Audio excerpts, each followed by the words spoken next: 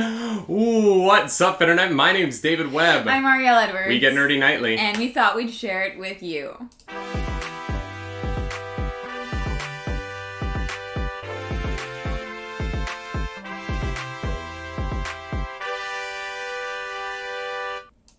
That's right. Guys, it's Mimosa Monday. It's Mimosa Monday! You know what that means, right? I do know what that means. I'm not gonna lie, I'm very scared. This is actually a very nice bottle of champagne that was given to us as a gift.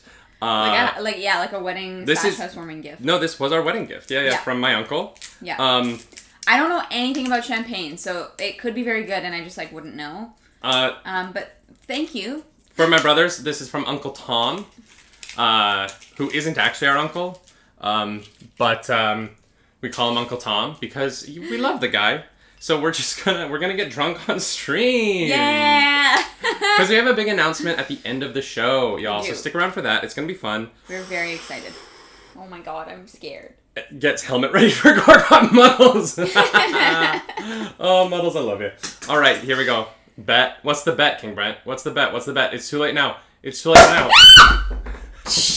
Christ. That was so loud. It hit the ceiling. I'm so sorry for the people who are listening to the podcast afterwards. Someone please clip that. I need that clip. Mostly for the noise that you made. I'm sorry, that scared the crap out of me. I'm glad it did not hit the light. So I've never made a mimosa before. How much do I put in? Half and half? Yeah, half and half. That's strong, but that's good. I'm a fan of half and half. I'd be that is strong. Okay, we're drinking. Okay, well, you're gonna have that one. Absolutely. It's behind the couch. I heard it land behind the couch. Yeah, it's back there somewhere. We're not gonna go looking for it right now. Nope. I'll have a little bit less. Okay. So we're celebrating a few things today, y'all. We're celebrating Nerdy Nightly because we're in month 4 of our company. Yeah. We're in our second month of marriage. Mm-hmm.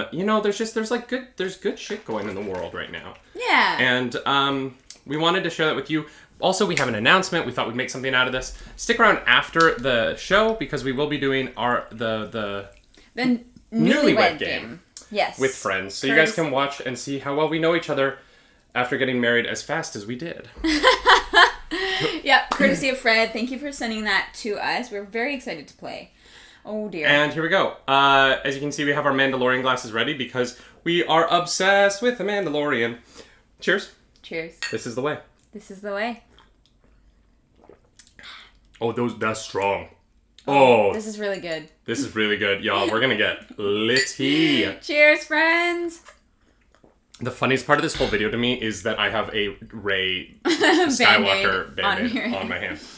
Liddy. All right, let's jump into the news. Yeah. So, y'all, for those of you who are following the American box office, we have interesting news coming out of AMC, who recently went through another process of selling off their stocks to raise $47.7 million in hopes that they'll be able to continue operations until new movies come out, as they are trying to avoid going into Chapter 11 bankruptcy and having to go through that process. And the reason I wanted to talk about this is it's a Monday morning, and here's the thing. Eventually on this show, Monday mornings are going to be a little nerdy, because we're the Nerdy Nightly. Yeah. Mm-hmm. And I want to talk about box office. And I want to talk about how much money movies are making at the box office. And the problem is there's a lot of box office right now. Mm-hmm. There just isn't. Let's be honest. Yeah. And that's a problem for these companies that we love. Because we love going to the movies. And we love movies and cinema and the experience. But... and Miller brings up, Hero of Wind in the chat says Chapter 11 sounds pretty bad. Yeah. And that's why I wanted to talk about this. Because people are bandying about this idea that AMC is going into Chapter 11 bankruptcy. And I kind of want to break down why that isn't the end of the world. And why that's not the worst thing. There are 2 very common types of bankruptcy that you hear about with companies a lot, right? There's Chapter 7 bankruptcy, which is bad. Chapter 7 is end of the company bad. Okay. If you file for Chapter 7 bankruptcy, you're essentially gone. Chapter 11 bankruptcy is a process, a legal process in American court, where you basically go to the court and you say, and I'm paraphrasing this a lot, I'm not a legal scholar. Yeah. Take this with a grain of salt. Yeah. Nothing we say in here you can use in any legal sense. I'm paraphrasing the most brilliant... Thank you for that posture check, Broken Pirates. I'm paraphrasing the brilliant minds of YouTube that I've been watching. Chapter 11, you go to the court and you say, hey, we're out of money. Like, we're in a bad way. We owe people money. We have all this debt that we can't pay back. Help us figure this out. And so you come up with a plan to minimize your debt or have some of your debt temporarily forgiven. You basically work with the people you owe money to come up with a strategy to move forward. Right. And so frequently in Chapter 11 bankruptcy, as we've seen with banks, as we've seen with airlines especially, a lot of airlines have gone through Chapter 11 bankruptcy, they survive it. They come out the other side, especially in a situation like this where it looks like AMC's situation is temporary. Yeah, for sure. AMC, we're hoping. AMC's going into this with the strength of being able to say, hey, we fell into this financial position through no fault of our own. Yeah. We didn't have a business problem. Yeah. We had a global pandemic. Yeah. And personally, I would love to see the American government step in and give some sort of financial assistance to AMC and Regal. I think that the movie industry is important. They employ so many people. Yeah. Like if AMC and Regal went away, it's tens of thousands of jobs that are suddenly gone. Yeah, that's a lot of people who kind of get screwed over. Yeah. And so, as this story has been developing, I just wanted to bring it up on the show just to say Chapter 11 bankruptcy, if they announce it, is not the end of movies. Yeah. It is going to be a difficult process, and it's a long process. It's not quick. But, AMC, I truly believe AMC is going to be okay. Yeah. Especially, they're not just, thrown in the towel or whatever. They're like, no, this is the point where we need to work through things. Yeah. And, yeah, it's true that, this is really no fault of their own. It's an unfortunate, tragedy that has kind of affected the whole world.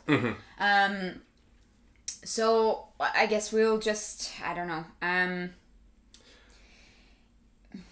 we're just gonna have to wait and see, really. Yeah. For those of you who have been with the Nerdy Nightly since before Clara's joined, when it was just me doing the podcast by myself, talking alone in a room for hours, it was a fun time. I was very depressed and single.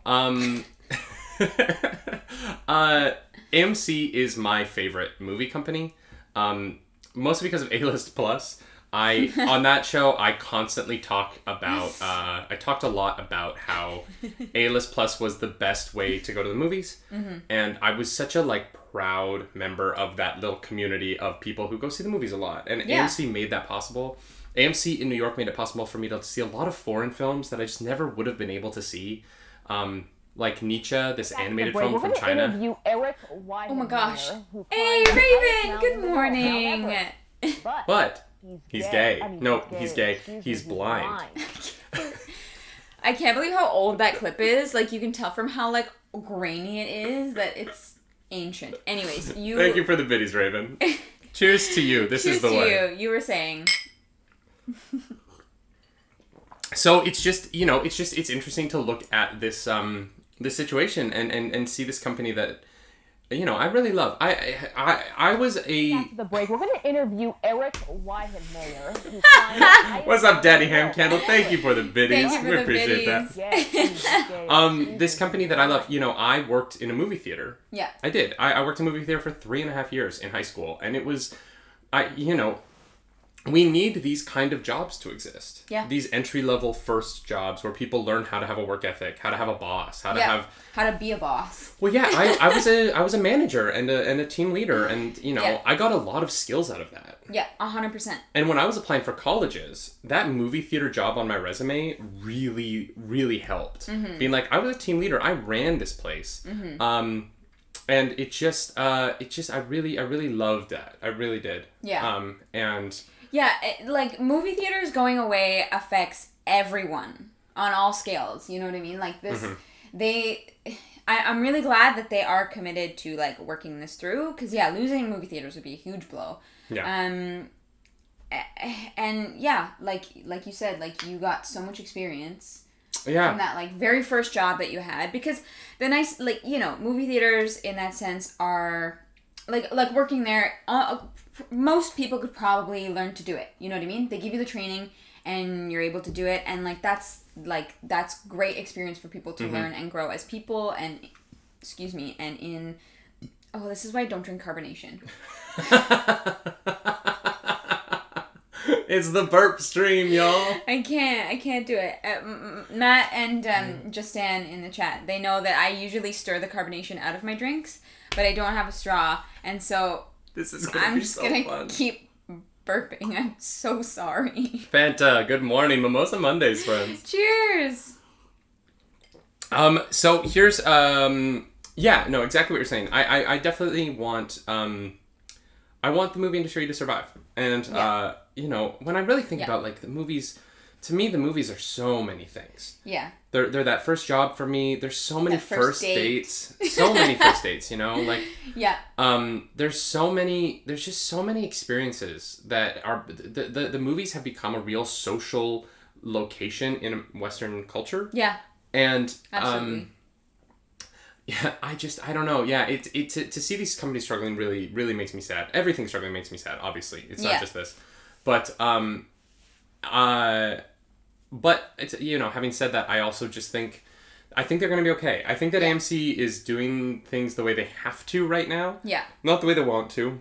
And they're going to come out the other side. They're just making fine. it work. Yeah. And I think, that they, you know, if you go to the government, they're not an essential business for sure, I but disagree. well, A slight chance of some participation. It's rain. Rain. Thank you for the follow, Game Level Sync. I appreciate that. Appreciate it. Yeah, I mean, they're not essential in that, like, they are necessary for society to survive and progress, but I think they are a huge part of our social community, and I think I really hope that the government, you know, does what they need to try and help these companies to survive. I really don't want movies to go away. Yeah, I really don't. I really don't. Yeah. But I don't think they will, because we're getting news, like, movies are still filming. The Batman, despite the recent, next story, despite the new lockdown in England has locked down for a month because of the rising COVID cases. Yep. But despite that, the Batman is going to continue filming. Yep. Because of the bubble that they've created. They are going to continue filming because they are self-contained.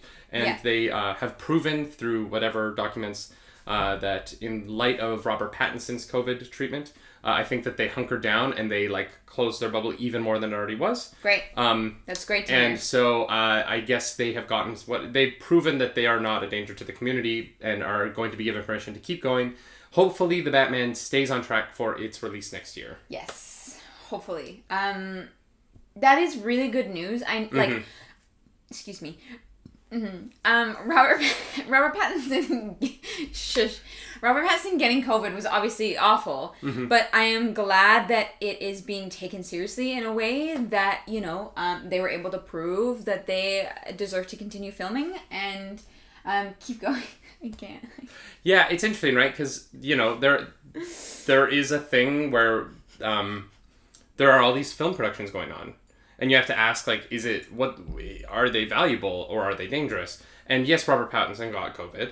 And that's kind of the only one we've heard of, though. Like, there are so many films filming right now, and none of them are shut down. Yeah. The Red Notice, I think, is almost done filming. The Gal Gadot, Ryan Reynolds, Dwayne The Rock Johnson movie, which I am so excited for. Like, that cast is dope.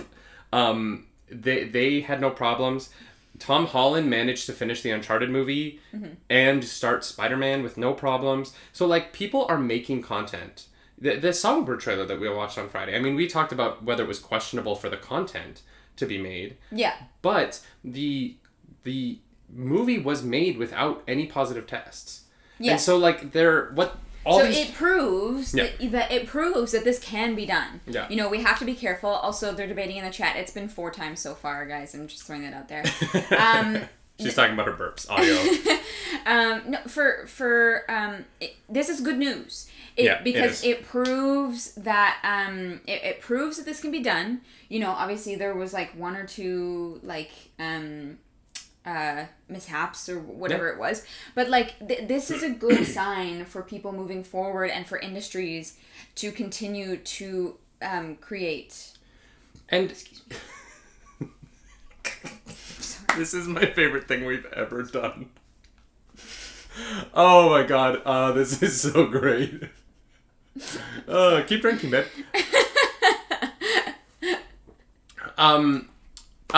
Hero of Wind says, I don't know if I'll be able to enjoy Uncharted. It's difficult to see big actors in different roles for me.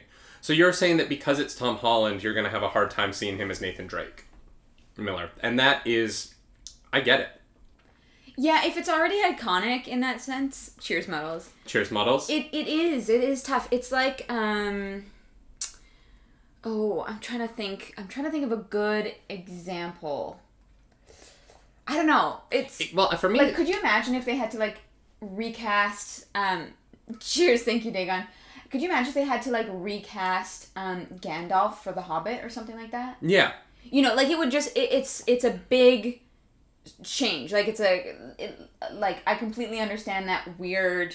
You know, when they had to replace Dumbledore in the Harry Potter films because. But I think that worked. Like between movie 2 and 3? Yeah, like, you know, like they replaced him, but I when I watched The Prisoner of Azkaban the first time, I wasn't like, what is happening? I was like, all right. That's fair. I mean, when I was a kid, I was kind of like, oh, strange, okay. When I watched the MCU, like, Don Cheadle appears as War Machine, and I'm not like, oh no, the MCU is broken, you know what I mean? Yeah. I'm just like, oh, that's a shame, and like it happens, and especially with Michael Gambon. Michael Gambon was the one who passed away.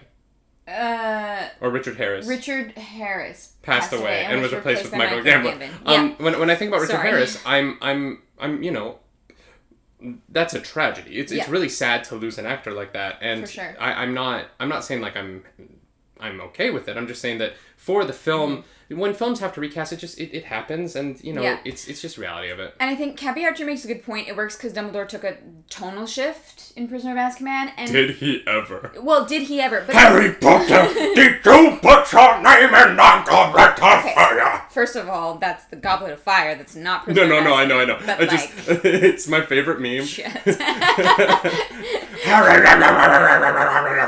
The poor audio listeners are like, oh god, ow. No, it's so true though. But I think that's how you have to do it. I think you have to really distinguish. Oh my god. Cheers. Dumbledore said calmly. No, the point is definitely that when something like that happens, I think you have to really distinguish the two from each other. Mm-hmm. You know, the whole series took a tonal shift because Alfonso Cuarón, the director, made the best directed Harry Potter movie with the third one. It's the best like cinematically made of the film. Yeah. Robinson, I love that you think that we have a speech volume leveler on this show. That's very kind of you. It's very kind of you to think that this is a professional operation. One day we'll get there. You know, and that was by virtue of switching from Christopher Columbus, who is a kids movie director. Not always. Like Christopher Columbus has made amazing movies, but he was making kids movies with the first two Harry Potter films. And then Alfonso Cuarón came in and was like, all right, now it's adult. Yeah, and it definitely felt different. And it was interesting. You know, the third was my favorite book, but was not my favorite movie. Which, you know, that's fine. It was different, and honestly, I like, what they did with it. Sorry. Yes. Oh, God. This is both our worst episode of the show and our best. Hero of Wind is saying he's has trouble seeing actors who are so well known for a role in other roles. That's what he's saying. He's saying like it's hard for him to see like Daniel Radcliffe, Tom Holland as Nathan Drake because he's Spider-Man. Because he's Spider-Man. Yeah, 100%. And I think like that's totally fair. Anytime I see Ian McKellen, it's Gandalf.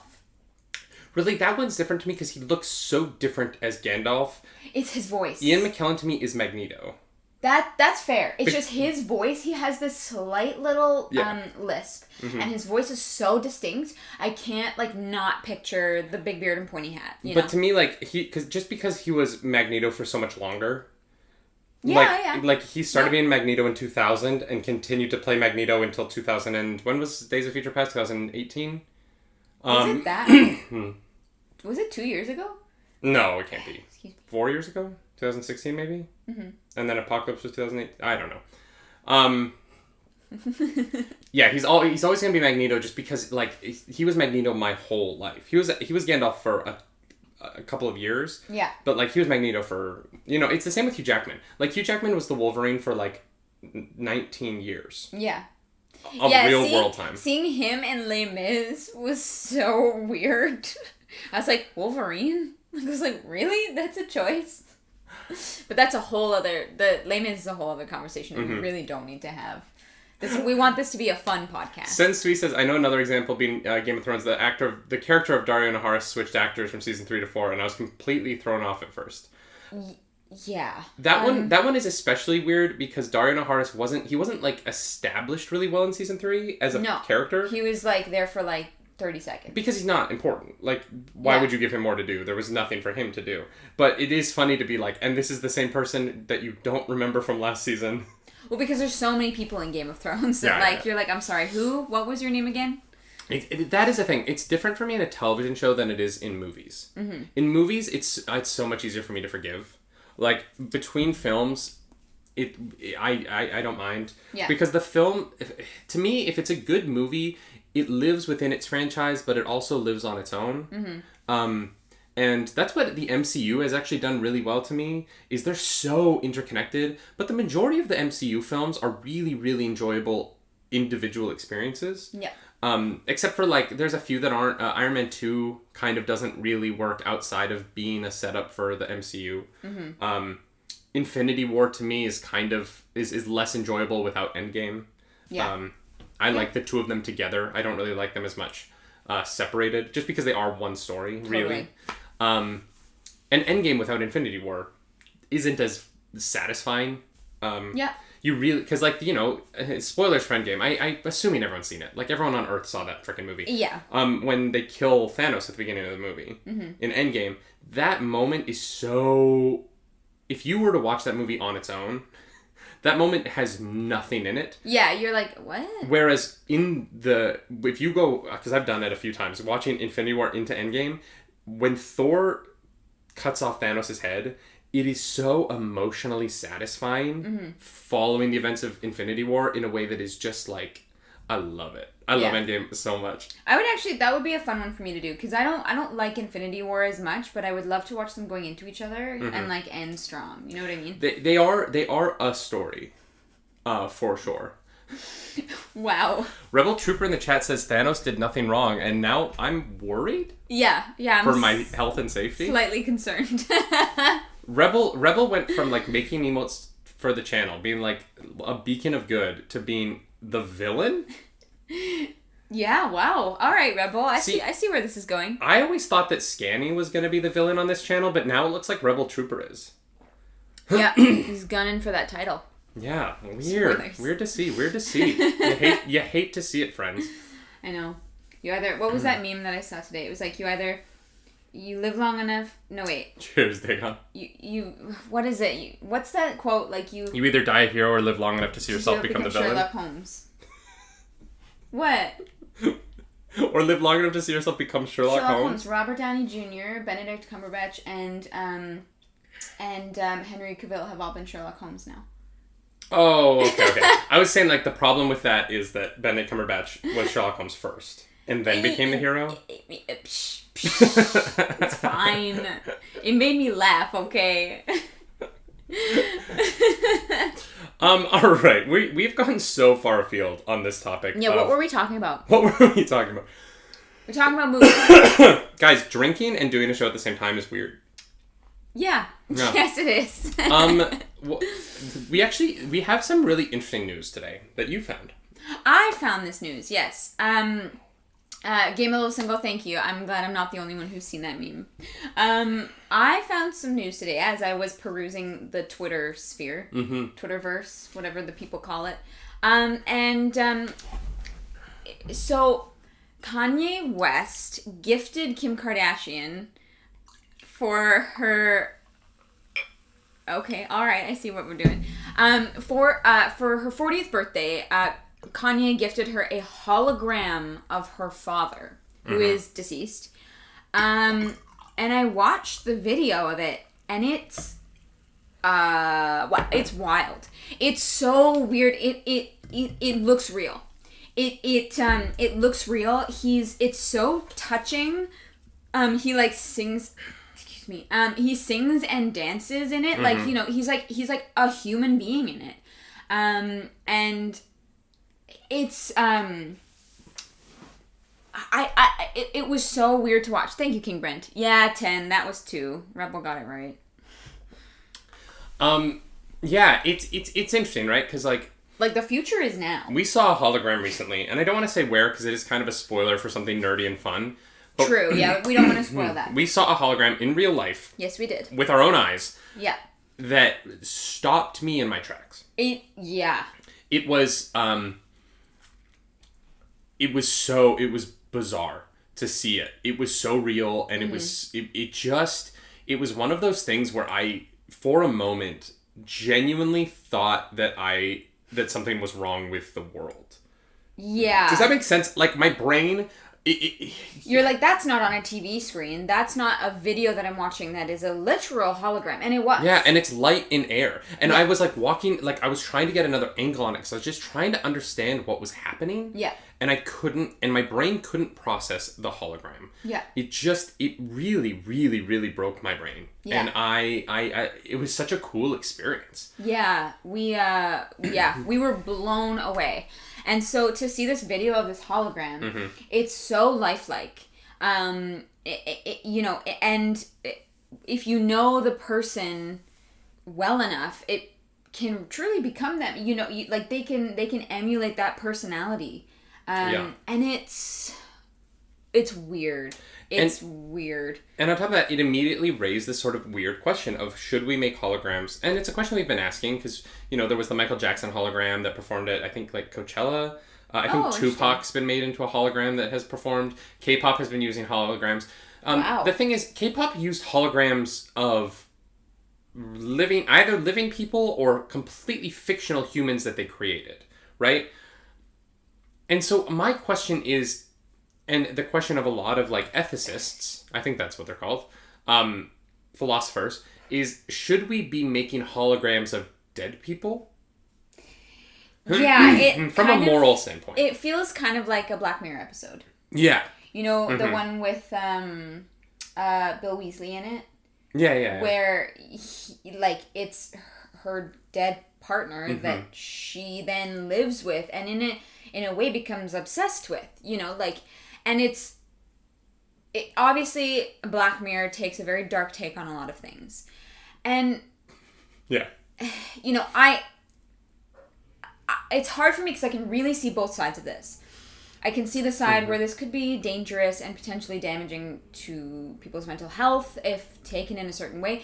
But also, it was a beautiful beautiful message from her father that... Written by Kanye West. Very clearly written by Kanye West. You married the most genius man in the world. And I was like, Yeah, I was like, okay, you lost me. But you know what I mean? Like, it's just one of those things where...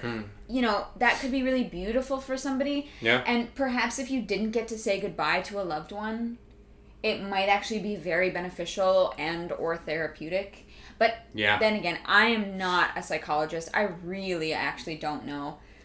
There's interesting ways to use it, right? Like, there's a part of me that loves the idea of being able to record a hologram that is played at your own funeral. So that you could appear at your own funeral because, you know, and I think that part of it is going back to Endgame, right? Yeah. The Tony Stark hologram in Endgame is such a beautiful moment, and I think a cathartic moment for the people who knew him. Yeah. So, like, I think that, like, if I was at my grandmother's funeral, when I would think back on that day, and my grandmother had, like, appeared in the room to say goodbye... And it was her words. Yeah. And it was, like, really, like... I think that there's a difference between recording something before you pass away and having someone else put words into your mouth. Yeah, absolutely. And cheers, Shin. Thank you for that. And because if I were, like, if someone were to record a video message of themselves before they passed away to be played, I don't really see that any different than hologram. I think where the line and the distinction is when it's someone else almost pretending to be that person. Yeah. You know what I mean? And if hologram technology becomes mainstream, which I'm sure eventually it will, I think this is absolutely something we're going to see as part of your your will package. You get your gravestone, or you're cremated, or your coffin, or whatever, and you get to record a little hologram message. Well, because I think about people who keep their voicemails from someone who passed on just to keep hearing their voice. Yeah. And I think that the idea that you could have this thing that you could play when you needed it would be so beautiful, even if it was just desk size, and you just press a button on it and you hear that message from your deceased loved one. Yeah. I don't know. I think that that's gorgeous. Sorry. I also think that creating holograms of performers where it's their own voice, you're creating a hologram of a performance. I really love. I love the idea that the people in future generations could see the beautiful performances of today. It's really when someone else puts words in the mouth of the deceased that I think I'm not okay with it. Yeah, I definitely think that that's the line, and that's the one that that's where it gets a bit weird to me, where it either becomes sentient, like Black Mirror. It takes your social media presence and turns it into a human that it believes you are. But how is that different than us uploading our consciousnesses to technology and living on as code? I find that also very weird. Okay. That's the line for me. I think that if you're done, you're done. And it's okay. No, I just don't. I don't know. It's such a weird... If you're done, you're done. It's such a weird Why thing did for I me. just become Harvey Firestein? I can't even... Hairdos are higher, but Tracy, you're timeless to me. Oh my god. Yeah, I don't know. There's something about somebody else pretending to be you, or an AI pretending to be you, that I get it. No, I get it. I think that we're going to be in the minority of that, though. I think that hologram technology is going to be really hard to regulate, and so people are just going to do it. Yeah. And we're going to see more of this. We're going to see, it's going to slowly get... she sings to Wilbur, come on, David. Cappy, I know. I was just doing...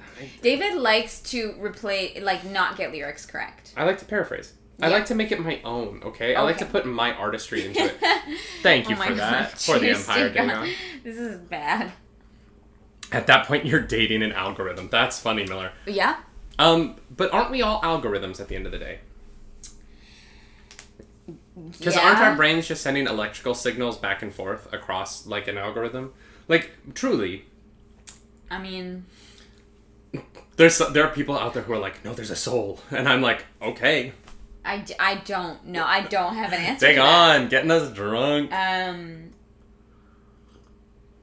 Yeah, so Rebel, that was the episode that I was talking about with the guy who plays Bill Weasley, where it at that point it does not seem healthy, because this AI takes on it literally it looks like him. Oh, cheers! Thank you, Cappy Archer. Oh God. But the interesting thing about that episode is that the moral at the end of the episode is that she has to give up that to move on. Yeah. And so I do think it's interesting that we might see this world where people become so hung up on their holograms. And to talk about something that's sort of indelicate, we're seeing that problem in Japan at the moment, right? The Japanese government is having these it's a complicated social issue in Japan that people aren't having enough children for their economy to keep going. Right. And there is an element of it where there is a fetishization of animated characters that is prevalent within the society that becomes difficult to it becomes difficult for certain people to have relationships with real people, and I think we're seeing it in the States as well now. I think we're seeing online cartoons become a particular sexual fascination for certain people. Yeah. And those people then don't have the same kind of relationship with real human bodies that they do with their fascination with animated ones. Yeah. And it becomes a really interesting difficulty for these governments who are like, we need you to have kids. And people are like, no. And more people are doing that. You and I don't want to have kids, you know what I mean? And we're very open about that. There's no... Yeah. We're not ashamed of it. We don't think anything of it. We just don't... That's not how we want our life to go. Yeah. And so it is interesting... like, the idea of a hologram, like, takes that to the next level. The VR porn, you know what I mean? Being immersed in pornography in that way, it takes it to a next level. And we already have this, debate over the existence of and the prevalence of porn addiction in our society. Yeah, and 100%. how will holograms and VR, influence that, especially as VR technology and hologram technology gets cheaper and cheaper and constantly gets cheaper and better and better as well. Yeah, more immersive and more realistic and more, because there's there's potential where we have a future, right, where like you could log into your VR headset and be in and be talking with a fictional animated character, but who is built upon an algorithm that it feels like an interaction. Yeah. Where like it is a computer, because look at Siri. Like Siri can kind of talk to you. You go, Siri, tell me a joke. Did my phone just turn on? And she tells you a joke. She understands that. And so as that algorithm gets more complicated, we could have people who maybe who maybe don't have the best connection with reality. Yeah. Who are even pushed further and further into this rabbit hole. Yeah. Yeah, Mel the Bard says, like, the movie Her, but with an animated model. Exactly. I think Her was a really great example because it showed this person falling in love with just the voice. And we already know that we have, like, I can pull up, if I put on my headset right now and I go on the internet, I can pull up stuff that 5 years ago didn't exist. As far as, like, virtual pornography. Like, I see what you mean. It is a prevalent, very... it's a world out there that people are very into. Yeah. And I just think that, like, as the algorithms for conversation get more complicated, I could see people, paying a lot of money to spend time with an animated model in virtual reality. Yeah. In a way that I don't want to say is unhealthy, because I don't want to judge other people's experiences, but for certain people would be an unhealthy experience because they wouldn't have the social ability to not understand. You know what I mean? Like, I think that there are certain people who would become addicted to that kind of experience. Yeah. Because it's safe, because it can't hurt you, because it's not, real social interaction is dangerous because people suck and people will hurt you. Mm-hmm. And real relationships are dangerous because there's a risk. Yeah. There's a risk of loss when you open up to someone. Yep. When you get married to someone, you know what I mean? Like, we're married, and I love being married to you. I love it. I love it so much. I love you. Our life is so wonderful. Yeah. And yet, there is an element of risk in our relationship because one of us could not be feeling the same way that you feel. Yeah. One of us could be lying. One of us could be deceitful. Like, there is that, like, that other person, you don't know everything about them. Yeah. An animated model wouldn't have any of that. You know that they're going to love you because they're not real. They are made to love you. Yeah, there's no question in that. And it's, Star Trek Next Generation had a holodeck addiction. Yeah, exactly. And he wasn't an ensign, but he worked in engineering, I believe. I think that we are going to see, because, we were talking with my brother Brody. My brother Brody bought a VR headset. And he was saying that he was in VR chat, which is like a virtual bar. Yeah. And he was saying, like, I was talking with these guys in Australia in this bar. Mm-hmm. And he was like, it was so cool to have this social interaction. Mm-hmm. And I'm not worried about my brother Brody. My brother Brody he's such he's a brilliant social person. Yeah. Like, and he's great friends. He gets people. But there are going to be people for whom, and, Ready Player One kind of deals with this world where everyone's online all the time. Mm-hmm. I think we're looking at a future where people get addicted to virtual relationships because they're safe.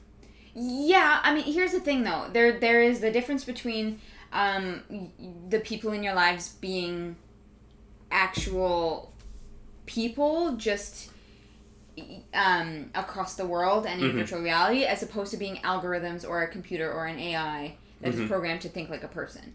Yeah. You know, there is that is such a huge distinction for me, because I'm like, hey, you know, it's COVID times. I can't go out and see my friend, but like I can understand the appeal really of like just going to like going into VR and like hanging out at a bar. I'm not talking about right now. Yeah. I think that I'm more worried about. Oh, thank you for leading the raid, Fantaxia. We will definitely raid Smokey to Mike at the end of the show if he's still on. We are still streaming after the show. Yeah, but he does 7 or 8 hours. Does he? Sometimes. Okay. We'll see. You know. Okay. Hopefully he's still on, Fanta. We'll do our best. I'm saying like as the technology gets better. Yeah. Because right now, because Miller says like dating in VR chat is different than dating an artificial partner, for sure. Yeah. Right now, you can't date an artificial partner. I'm more talking about when you can. Yeah. Ooh. What? The LED light fell behind the cushion and it's heating up. Sorry. Oh, no worries. I just wanted to light on fire. I'm talking about in the future when you can date a virtual person. Mm-hmm. And what, you know, I think that we have to start having the conversations about that now. Yes. Or else we need to get ahead of it. Yeah. Because technology is already advancing so quickly. Excuse me. Thank you, Daygon. Matt, just so you know, we are making our announcement right at the end of the show at 11:10, 11:15. And then we're going to jump into the Newlywed Game for probably like 2 or 3 hours. No, we're just gonna go into just chatting, and we're just gonna have a chill. We're gonna just drink on stream and play games. Yeah, it's gonna be fun. And like joke.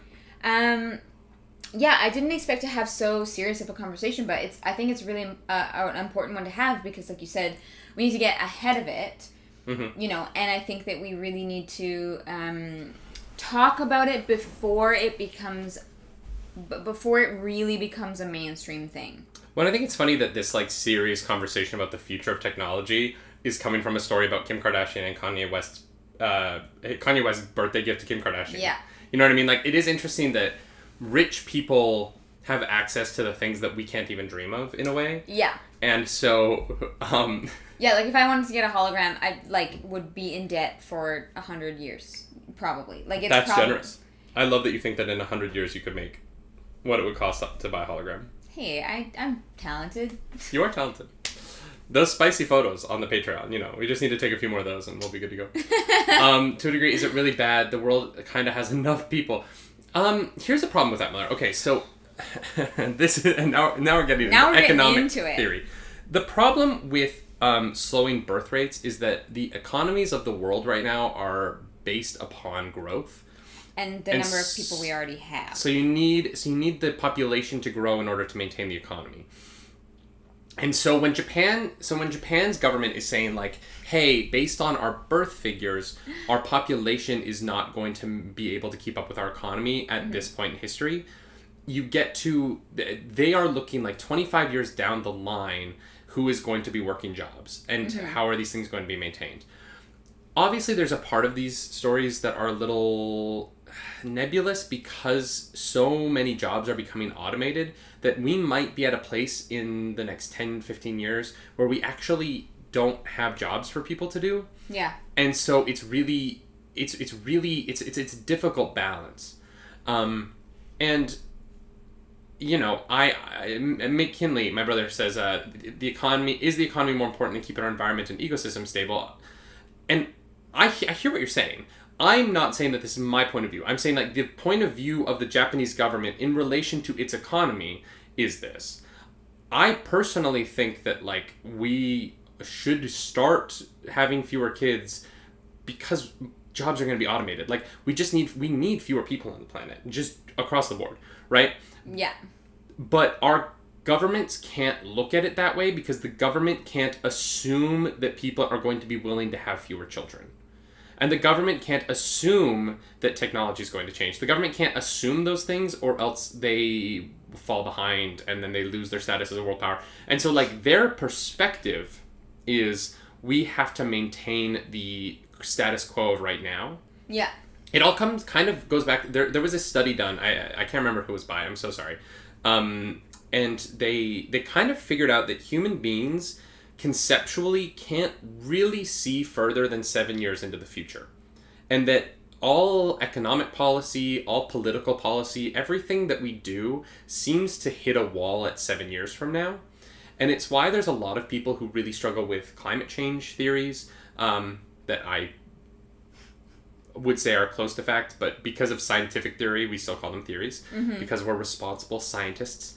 Yeah. I'd say that as if I'm a scientist. We have this wall in our brains 7 years in the future. And we have a hard time coming up with policy that will break through that and change things past that point. Yeah. And so we end up in these loops as societies where we just keep building and building and building until collapse is 8 years away. And we could fix it 8 years out, but we can't fix it 7 years out. And so we always realize society's about to collapse a year too late. You know what I mean? It happened with the Roman Empire. It happened with the Ottomans. Like, it's just this cycle of society has been going on for the entirety of human life. And the Western civilization that we have right now is the longest running civilization yet. This is the longest we've been able to keep one of these things stable. Mm-hmm. There's a good chance that we're not going to be able to keep it stable forever. There's a good chance that this is going to fall apart and we're going to have to try something new. Yep, 100%. But we're just here for now. And so the governments have to behave based on that. They can't be like, all right, we're going to drastically change the entire world overnight, because you have to get people to believe in that. Yeah. Yeah. It's tough because I don't know. It's a difficult thing to think about, because obviously I am with Mac and Miller on the sake of, like, the planet needs less humans on it right now. Like, truly.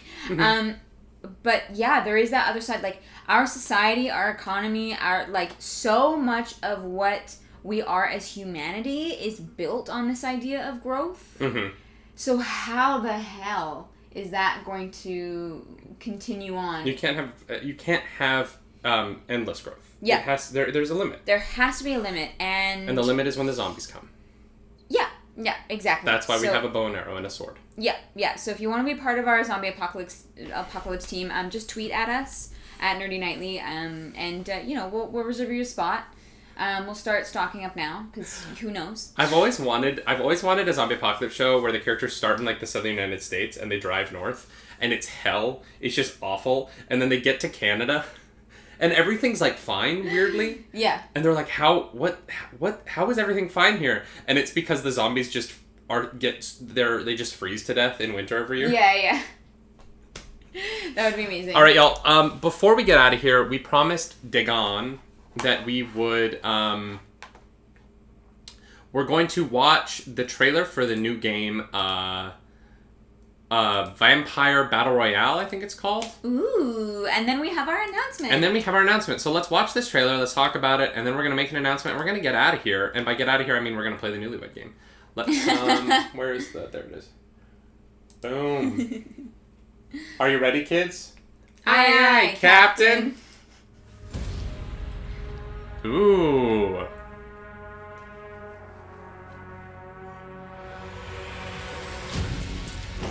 Is she wearing a leather jacket that's taped to her boobs as her costume? I don't think she has a shirt on. I think she has a leather jacket that does not move from her boobs. No, she has she's got something underneath that. She's got like a bra. Yeah, she's got a little bralette. That's the whole thing? That's it? Okay, let's watch that again, because I was so focused on her costume. Well, no, I thought, I was like, really? Your costume is literally like a leather jacket, but it doesn't move? It just is like, is it like you're like, taped? I call bullshit. Alright, let's do that again. Sorry, y'all. Zoom in on the face, it's nice. She's got Pennywise eyes. Good look.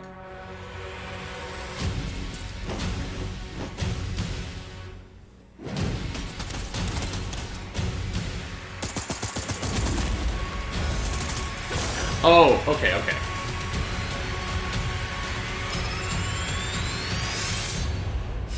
So, Clarus, you don't know what this is. No. Because you've never seen an Underworld movie. No. But for those of us who have seen Underworld movies, They ripped off Underworld hardcore. That is Selena. That is Selena from Underworld. Can I cosplay it? That's basically how I... You could cosplay Selena from Underworld. You are pale enough. For those of you who don't know, Underworld is a movie franchise that is like vampires and werewolves. I know what it is, but I've never seen it. But there's a lot of guns. So it's like vampires with guns. And then there's lichens, and then there's a hybrid named Michael. Michael. Fanta, you love Underworld? God, I knew that you were my daughter. That is my child there. You are never gonna let that go. No, never. We're gonna be like old streamers. We're gonna be like 75 still on. We're gonna be the last people on Twitch, and I'm still gonna be calling Fanta my daughter. On Twitch. I want to make a movie now called The Last People on Twitch. If Kate Beckinsale can step on me, and I would thank her for it. Wow. Okay, I see how. All right, Fanta. I mean, that's how I feel about Emilia Clarke, so I understand. Why do you both want other women to step on you? I'm very confused. No, it's just no. I don't know, babe. I'm just like, what's happening? Dagon's adding that as a quote on Fantastica's channel. Please do. Yes, do it. That is a great quote. Oh, all right, is it time? Thank you, Dagon. Thank you, Dagon. Is it time? Guys, y'all want to hear our big announcement? Do y'all want to hear the announcement? Dagon, you already know what it is. Why are you excited? Yeah, patrons got to know about it early, but still, it's very exciting. All right, will you type it in the chat? All right. I have backplane. Please don't step on me. We got merch. Guys, we finally got merch. Yeah, we don't have it here. We don't have because it's not. It's not here. I should have pulled up the Redbubble site and like shown it in the. That would have been nice. Yeah, why don't you do that now? Because I have to go. No, it's fine. No, I can't. I literally have to go type. Guys, we have merch. We ordered a few things. Well, we each ordered like shirts, and they're on their way. But we've been kind of. Excuse me. We've been kind of working on this for a while. And we put in a lot. Sorry, excuse me. We put in a lot of research. I have heard a lot of good things about Redbubble, which is why we decided to go through them. And I think you guys are really going to like it. We've got nightly morning show stuff. Excuse me. We have nerdy nightly merch, and then we also have Clark Dracaris merch. And we're looking on getting a few other things on there too, you know, with like nerdy phrases and stuff like that. Yeah, we did it. Look at this, y'all. Okay, here we go. Boom. Oh my gosh, we got... Yeah, we got merch. Let's make some of this bigger. We got... So, here's the thing. The logo! Look at it! Look at it! That's ours! Excuse me. That's the Nerdy Nightly, babies! Let's go, Yeah, so the thing about Redbubble is it doesn't, like, show everything right away. You have to, like, click on the kind of logo that you want, and then you kind of scroll down, and it shows you what else it comes with. Or you can, if you click here, you can view the design on 39 products. That's right. You can get the Claris logo on literally anything you want. Like, you want a phone case? You can have a phone case. You want a pillow? You can have a pillow. You want a button? You can have that button. You want a notebook? You want to write in a Claris Dracaris notebook? What? Yeah, so the store is a bit odd in the sense that you have to click on one of the 4 options there and then go under and see what other merch is available for that logo. It's an odd way to do it, but I've heard that the reviews are good for the quality of the products, and so yeah. The nightly morning show is up, y'all. So if you go down, this is the thing I can't wait for the most. If we go to all products. They do have shower curtains. We do. I saw that. We've thought about getting a shower curtain, if I'm being completely honest. We have. I saw that and I was like, oh my god, I have to. I gotta. Honestly, Miller, I'm not 100% sure where, like, what all the places they ship to. And there's the mug. Y'all, you guys, we have 2 on the way for us. Yeah. But we do, unfortunately, we can't get the handle to be black. We don't know why. Yeah, it's just a white ceramic mug, but you can have it on a black background. But we will have, and there's also a coffee cup if you want that instead. Yeah, there's like a different version. But yeah, that is the Nightly Morning Show mug. They have masks. We do. Yes, we've got masks in all of our logos. Here's the thing. We know Redbubble is a little bit more expensive than other merch things. We went with Redbubble because the quality of their products is very high, and we didn't want anyone to ever buy anything. This is covering your face too much.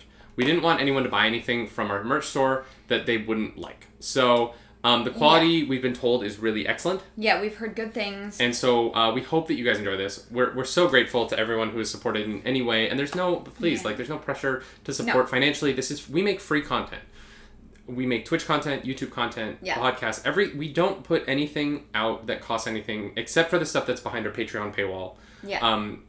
Which is, that is a small fraction of what we do. But the thrust of our company, and thrust, I've been drinking, is God. is free content that we just want to entertain people. And so if you want to support us through the merch or through the Patreon, we would love that. It means the world to us. Cheers. But we don't ask for that. We just ask that you show up and be kind to each other.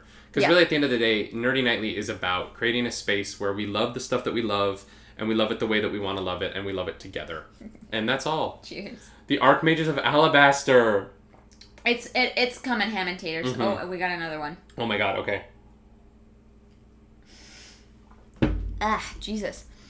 Ham and taters, we are looking at getting a few t-shirts or a few pieces of merch made with like sayings on them. But I don't think there's a... Wow, you're making a drink. Right now we don't have a way to put just lettering on, so we're going to actually like try and commission someone to design like certain things. Oh my gosh. Cheers and cheers, Phoenix and McKinley.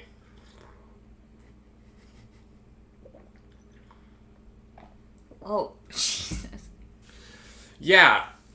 So that's it. That's the big announcement. We have merch now, and there's going to be more. So bubbly. We really want a shirt that says, I get nerdy nightly. Yeah. We really want a shirt that says, do something nerdy tonight. We want the Archmages of Alabaster. Yeah. Guild seal, whatever that's going to look like. Yeah. We've got a lot of ideas. This is the preliminary merch store. Mm-hmm. And yeah, like I said, we're looking to find someone to design like the text in a design. We've been looking at like doing like some palm fronds. Oh, I want a palm fronds shirt. That's like two palm fronds playing cards, and underneath it says "Let's be palm fronds," and they're super cute. So I want like chibi. I don't know how that's gonna work yet, but. Professional Mad Lad. No, that's his merch. If that Scandy's gonna have to put his own merch for that one. Yeah. But yeah, that's we're gonna stop the podcast here, I think. And we're gonna keep streaming. We're gonna play the Newlywed Game. It's gonna be a long stream. Mm-hmm. So this is gonna be very fun. Thank you for that Moist Farm for the Empire. Don't drink anymore. You got to, babe. We have 2 more hours of this. You made it so bubbly. But if you are listening to this on audio or on YouTube, thank you so much for sticking through to the end of the morning show. Guys, please don't do this. If you'd like to follow us across the internet, I'm at Nerdy Nightly. I'm at Klaus Chakaris. None of us are streaming later today. We're going to be doing the Newlywed Game, and then we're going to take the rest of the day off. But we will be back with the morning show tomorrow, 10 a.m. Eastern, to talk some nerdy news and everything along with it. We're not too hungover. If we're not we won't be hungover. Well, we're going to sober up by like dinner time. Yep. But I will, Claris will be streaming tomorrow. It's a big stream tomorrow because Claris is going to be modding Skyrim. I'm going to be modding Skyrim, so if you guys know how to mod Skyrim, please come and help me because I really don't know what I'm doing. I tried modding Skyrim once and it was a disaster. I cried a lot. So if you'd like to watch our mod Skyrim on stream, do that. Yeah. Also, Wednesday night, I'm going to be starting a playthrough of Diablo 2 with my good friend Tommy Tsunami. We're going to be doing a team stream across his stream and mine. So I hope... 2 more. 2 more? Okay. And y'all, just so you know, I'm actually going to be changing my streaming times. So I'm going to be streaming mostly nights from now on. Most of my streams will start at 5 p.m. for the next couple of weeks. Just so that you know. Yeah. And I'm not tried any of the Diablo 2 mods, Mac, but for this one, because we're using Battle.net, we're not going to be modding. Yeah, that's fair. I don't want to fuck with it. You need to download some big ones in advance. Well, Miller, if you would like to send me a message about what ones I should be advanced downloading, I would really appreciate that. I truly don't know what I'm doing. I tried using MO2. It was a disaster. I cried. It was not fun, and so I don't know what I'm doing. Tomorrow's going to be hilarious, so tune in for that. And for those of you on YouTube and the podcast feed, this is where we say goodnight. Yes. So thank you for hanging out with us for another episode of the Nightly Morning Show. My name's David Webb. I'm Arielle Edwards. Do something nerdy tonight. Bye-bye. Bye.